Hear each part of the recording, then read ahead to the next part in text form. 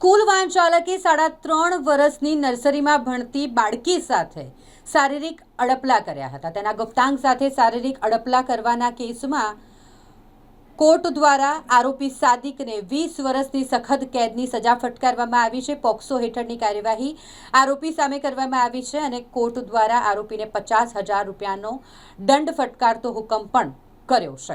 આ મામલે વાત કરીએ તો વર્ષ 2023ની આ ઘટના છે। નર્સરીમાં ભણતી 3 વર્ષની દીકરી જેને સ્કૂલેથી પરત ઘરે લઈ જતી વેળાએ વેન ડ્રાઈવર સાદિક દ્વારા આ 3 વર્ષની માસૂમ દીકરી સાથે શારીરિક અડપલા કરવામાં આવ્યા હતા અને જે મામલે જેપી રોડ પોલીસ મથકે ફરિયાદ થઈ હતી। જેપી રોડ પોલીસ મથકના તે સમયના પીઆઈ ચૌહાણ સાહેબ દ્વારા આ મામલે તટસ્થ તપાસ કરવામાં આવી અને ચાર્જશીટ તૈયાર કરવામાં આવી અને જે ચાર્જશીટના આધારે હાલ અદાલત દ્વારા આ આરોપીને 20 વર્ષની સખત કેદની સજાનો હુકમ કરવામાં આવ્યો છે।